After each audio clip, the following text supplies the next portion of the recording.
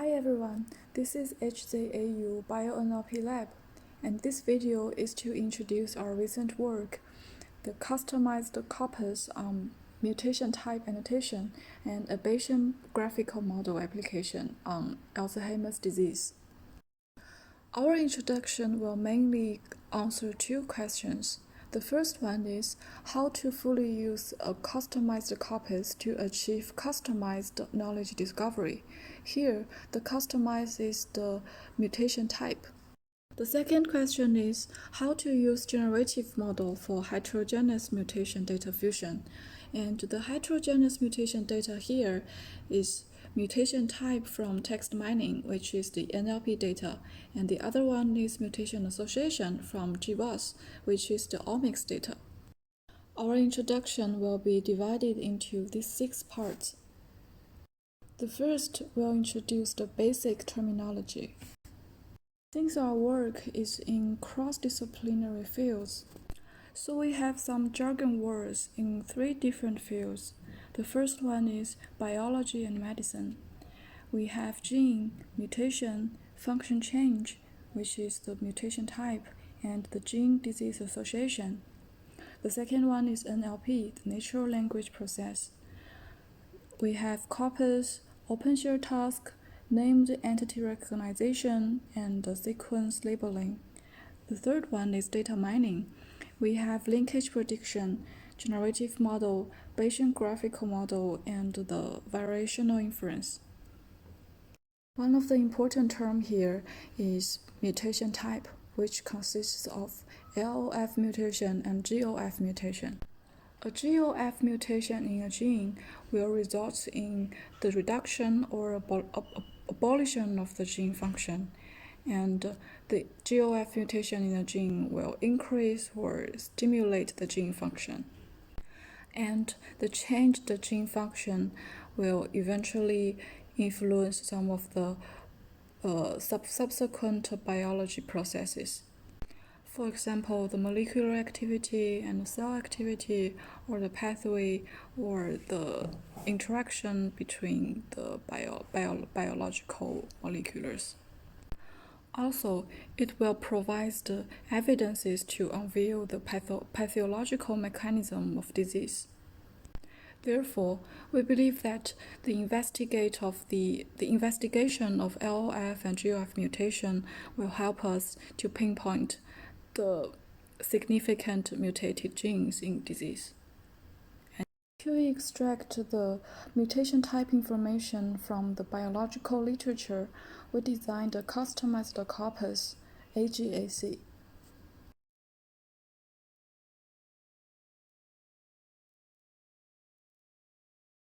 From 4 years ago, we developed 3 versions of HZAU corpus. We expanded the corpus size, and we also revised the annotation guideline book. Till now, we have the final version of our HZAU corpus, which consists of 500 PubMed texts. And HZAU version 2 is also applied to the Alzheimer's disease. This is an example in HZAU corpus, which represents the LOF mutation in DAX1 gene. At the first sight of this raw text, we cannot easily fix on the important information to figure out that this is an LOF mutation. But if we turn some of the words into red, then it's easier for us to know that the mutation is a C to A transversion, and it resulted in a severe loss of DAX1 receptor activity, and therefore the mutated DAX1 plays an LOF role. We perform our annotation work in a platform which called Pub Annotation. And this figure is one of our annotation example.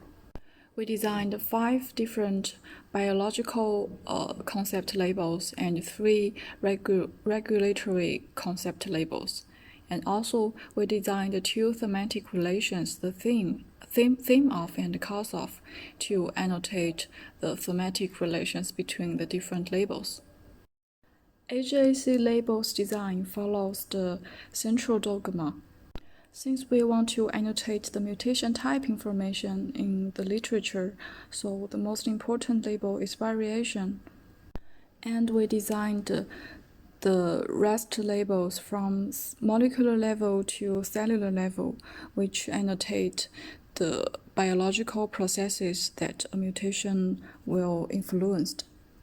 The corpus was also provided as one of the tracks in BioNLP open shared task.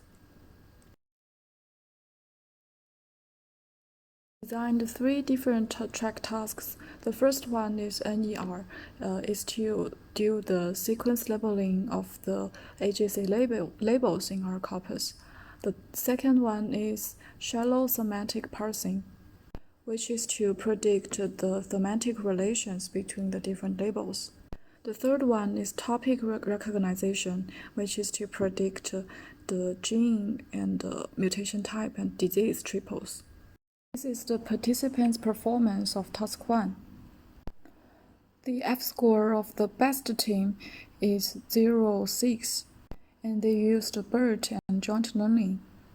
The performance in Task 2 is worse than Task 1, because Task 2 is highly relied on Task 1. So if the results of Task 1 didn't achieve a high F-score, the performance in Task 2 will not higher than Task 1. So the best team here, the F-score is 1.35. This is the result of Task 3, and the best performance is from our team. We got a 0.65 in F-score, and we didn't use the annotation in Task 2. And we believe that if we can use the full annotation in HZAU corpus, the performance will be elevated, will be better than the 0.65.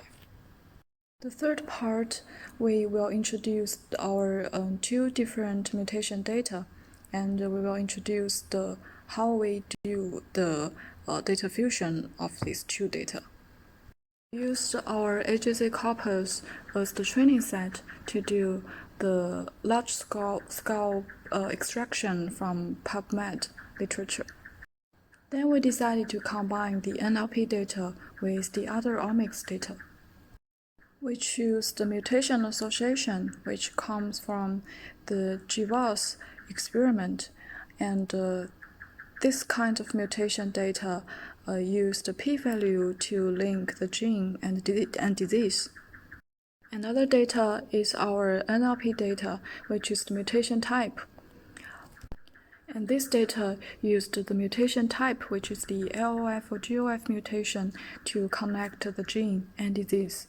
We used a BERT model to do the mutation type inference. And this is the main structure of this model. So we have 2 different mutation data. The mutation type data, which is from the literature extraction, and the mutation association data, which comes from the GWAS experiment. Both 2 kinds of the mutation data link the gene and the disease. But both of them has their shortcomings and strengths. The mutation type data contains the gene function information, which is lack in mutation association data. And the mutation association data provide the p-value to more specifically unveil to represent the gene, the relation between the gene and disease. But due to the false negative results in the confidence test, some of the genes should have been related to the disease, but they are failed to pass the confidence test. Then the GWAS experiment will lose some important genes, but the mutation type data may help to may help to record these genes. Then we developed a generative model to do the data fusion between these two kind of mutation data and to output our prediction between the new gene and disease link. Part 4 will introduce our generative model. How we do the data fusion? The first, we sync the data by using a generative model, and then we solve it by the variational inference.